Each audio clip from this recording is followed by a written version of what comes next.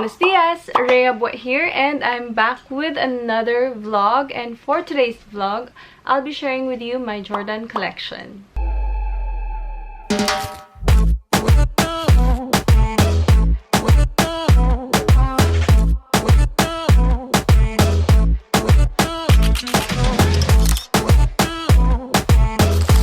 Requested by most of you, you wanted an updated shoe collection or sneaker collection. I thought why not do a Jordan collection instead kasi ito yung parang growing collection ko lately. Also, just a disclaimer, I made this vlog not to brag at all.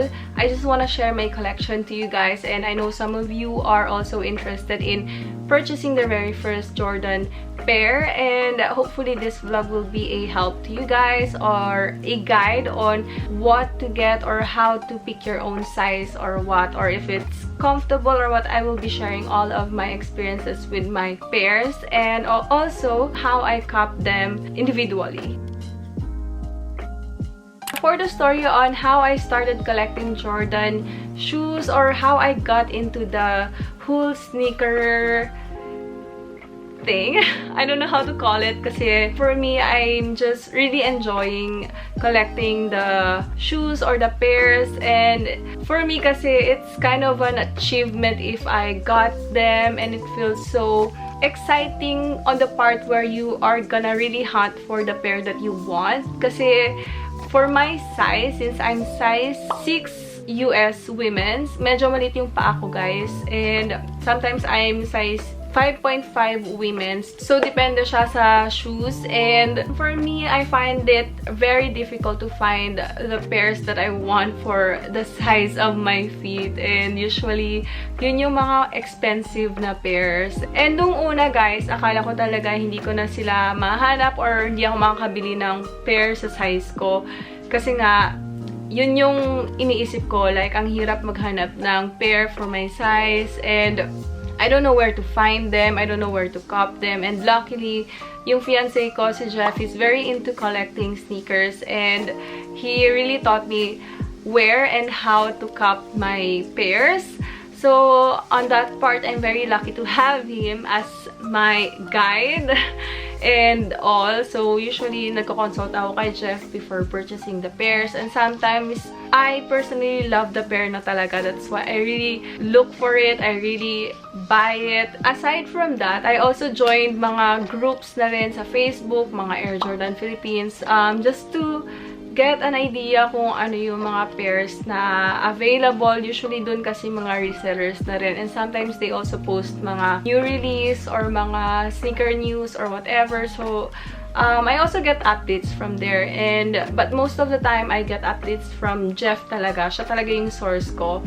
And aside from that, I also registered na rin sa Nike as a member. So, they would usually email talaga yung mga new releases nila or mga upcoming pieces nila. That's how I also get to know kung ano yung next pair na lalabas or what, if bibilhin ko ba siya or not. Basta ang dami ko ng groups na sinalihan din talaga. And even si Titan, ayun, nag-on na rin ako ng notification sa kanila in case they have mga new releases or mga raffles. So, ayun, ganun. Medyo matrabaho talaga if you really get into the sneaker collecting journey or thing.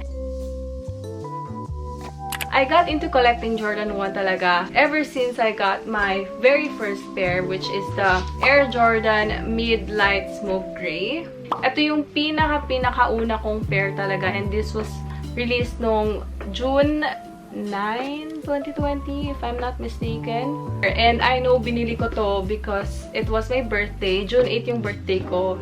And I wanted to treat myself with a Jordan 1. Ayan, of course. Una, akala ko talaga hindi ako bibili ng kasunod na pair after I got this pair. But I was wrong. As you can see, they grew na nga. So, medyo dumami na rin yung pairs ko. But it's not that big. I only have a few pairs. And itong mga pairs ko, guys, pinag-isipan ko talaga sila lahat before I buy them. Hindi naman ako yung basta bibili lang ako kasi bago siya or what. Hindi naman ganun. As long as I feel like magagamit ko talaga siya and masastyle ko siya in so many ways, tsaka ko siya binibili. But if not, then kahit na maganda siya or what, but for me, if I can style it in so many ways, if I can wear it, and if it's not my taste, then I wouldn't go for it. So, ganun lang. Ganun akong pumili or mag-decide on what pair to buy next. Now, for this pair kasi, the reason why I bought this is it looks very similar to the Nike Dior collab. Ito yung tinatawag nila na parang poor man's Dior. For my first pair talaga, I wanted something neutral, hindi masyadong overwhelming yung color, something na I felt like, again, I can wear in so many ways. So, eto siya. Because usually, I would go for white sneakers. Ganun naman talaga. If you buy your first sneakers or what, you would always go for white. Kasi feeling natin na ma-ROI natin talaga yon, diba? So, ganun din yung na-feel ko with this pair. I felt like ma-ROI ko nga talaga siya. And this one, I got this one in size US 5.5Y. And binili ko to sa friend ko. Kasi hindi ko talaga alam kung saan ako hahanap ng ganitong pair na size ko before. Although this one is a bit big on me. Pero, okay na rin naman. If I wear na medyo makapal na socks, carry ko naman siya. Ayun. Personally, I love it. Since hindi ko afford yung Nike Dior, okay na ako dito. Like, I'm super happy with this pair. And hindi ko pa siya nasusuot talaga sa labas. As you can see, malinis pa siya. Dito ko pa lang siya nasuot sa bahay. And of course, I intend to wear all of my pairs talaga. I don't intend to resell them or what. Kasi for me, may sentimental value na sila. Like, pinaghirapan ko silang hanapin and bilhin. Kaya, I don't think na I will ever resell my shoes. Although, some of the pairs naman, may resale value talaga sila. Like this one, I know this was originally, yung price niya was around $115. But the resale price is around 12,000 up yung resale price nito. For the second pair that I got after I purchased my very first pair, it would be the Air Jordan 1 Mid Chicago White Heels. I always wanted the OG Chicago talaga. Actually, mas gusto ko yun una before the Mid Light Smoke Gray. But nabanggit na nga ni Jeff sa akin na medyo mahirap nga makahanap talaga ng OG Chicago. And aside from that, it's very expensive. So, ayoko rin naman bumili ng sobrang mahal na pair for my first pair. So, medyo nanghihinayang pa ako that time and hindi ko pa talaga nakikita yung value for the Jordan shoes. I'm very happy with this pair naman kahit na hindi to yung OG na Chicago. It is very identical to the OG Chicago, if I must say. For the retail price for this pair, this was around $115. And if we convert that, it's around 5,700 something. This pair was released around July 2020. So, the next month ko talaga siya nakuha after I got my first Jordan 1 shoes. And for me, ito yung parang one of my OG pairs din talaga because it's very close to the OG Chicago.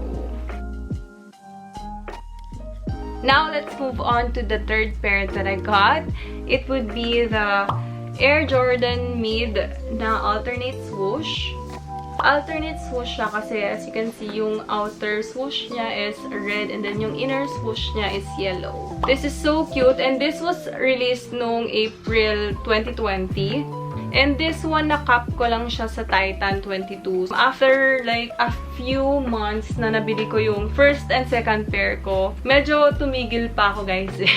Medyo pinigilan ko pa yung sarili ko na parang, oh my god, stop it na. Like, mag-ipon ka muna. So, tumigil naman ako for a few months. I think for 2 months, hindi ako bumili ng pair or what.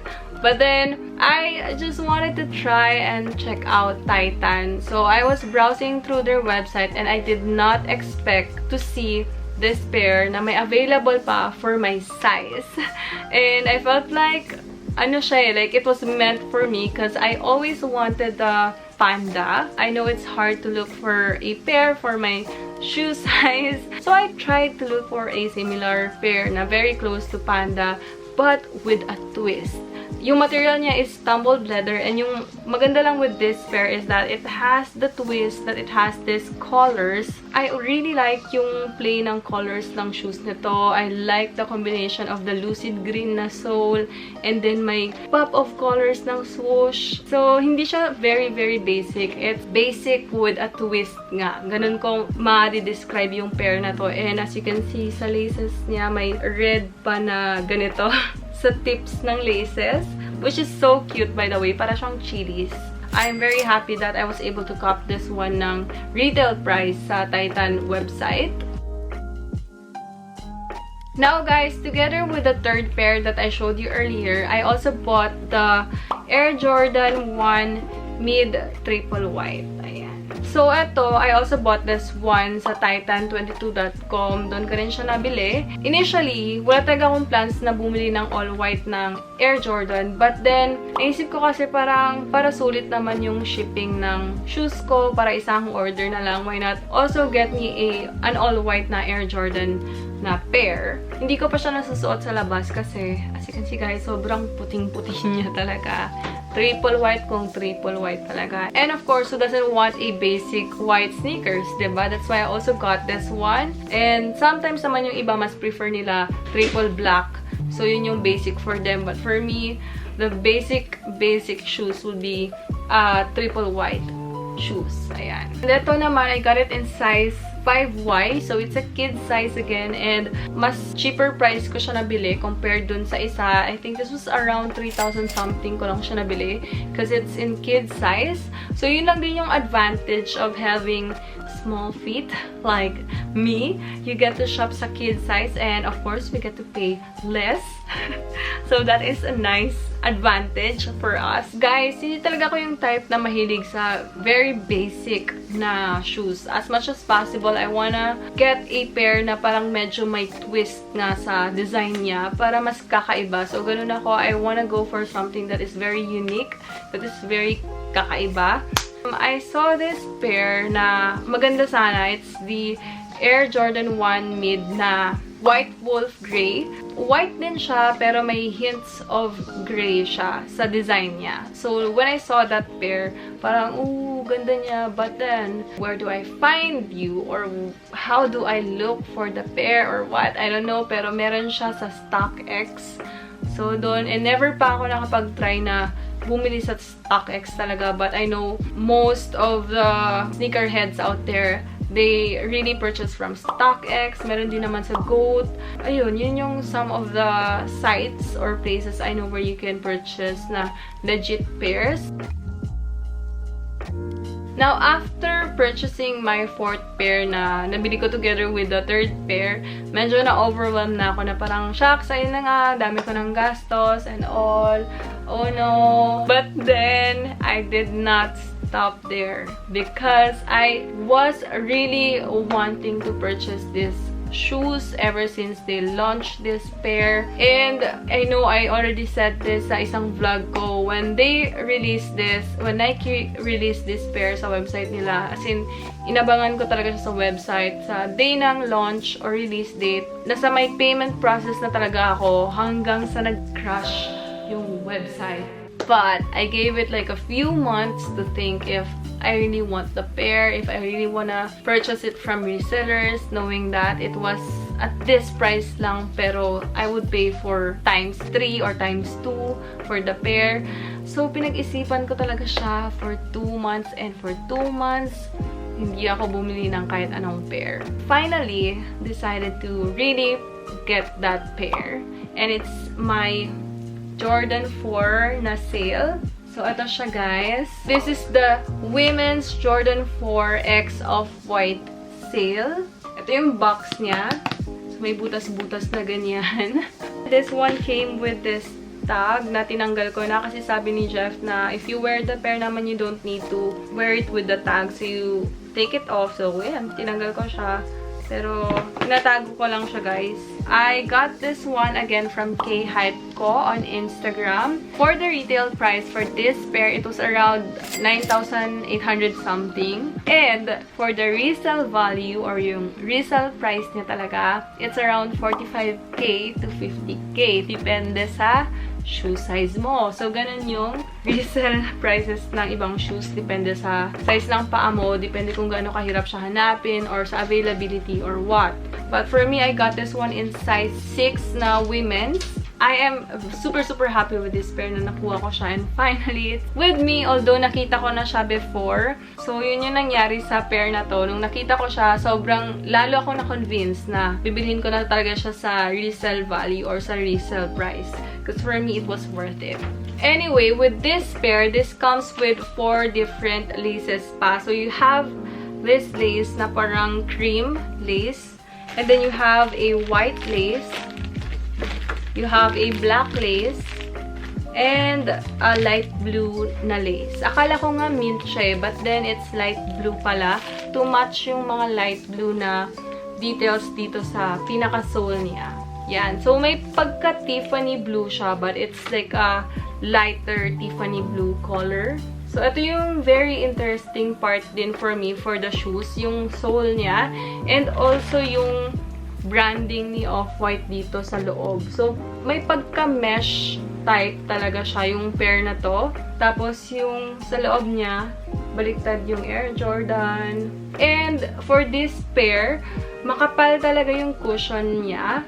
When Ray was planning to also purchase the same pair, kasi sabay kaming nag-abang ng launch talaga sa Nike website. When she saw na I posted about this pair and nabili ko na nga siya, she consulted about the sizing and all. Since same kami ng paa ni Ray, mali talaga yung paa namin. And I told her to go size up kasi nga makapal yung cushioning nito. For my 6th pair naman, nandito pa siya sa box, although nagamit ko na to.